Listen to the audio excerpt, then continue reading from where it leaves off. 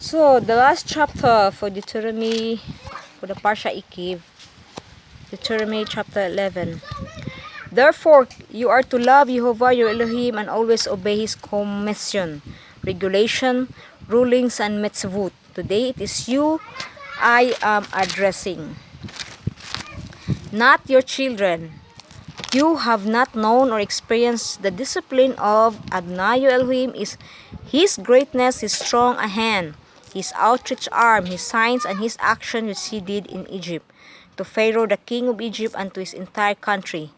They didn't experience what He did to Egypt's army, horses, and chariot.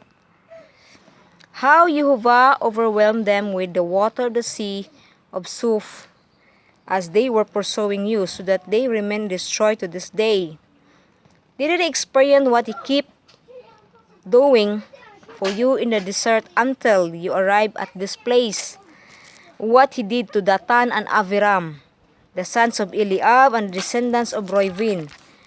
How the earth opened its mouth and swallowed them up, along with her households, tents, and every living thing in their company, there in front of all Israel. But you have seen in your own eyes all these great deeds of Jehovah. Therefore you are to keep every mitzvah I am giving you today, so that you will be strong enough to go in and possess of the land you are crossing over to conquer, and so that you will live long in the land Jehovah swore to give to your ancestors and their descendants, and a land flowing with milk and honey. For the land you are entering in order to take possession of it is not like the land of Egypt. Therefore, there you should sow your seed and had to use your feet to operate its irrigation system as in a vegetable garden. But the land you are crossing over to take possession is a land of hills and valleys, which soak up water when rain falls from the sky. It is a land Jehovah your Elohim cares for.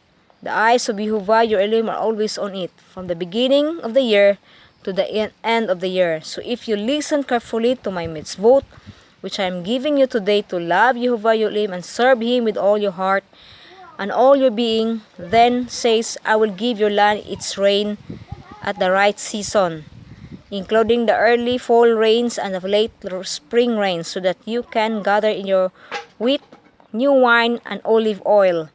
And I will give your fields grass for your livestock, and with the result that you will eat and be satisfied. But be careful not to let yourselves be seduced, so that you turn aside serving other gods and worshipping them. If you do, the anger of Jehovah will blaze up against you. He will shut up the sky so that there will be no rain. The ground will not yield its produce, and you will quickly pass away from the good land Jehovah is giving you. Therefore you are to store up these words of mine in your heart and in all your being.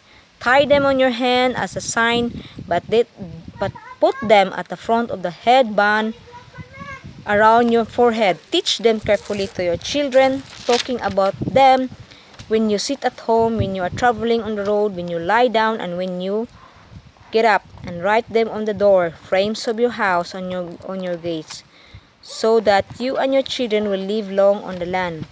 Swore to your ancestor that He would give them for as long as there is sky above the earth.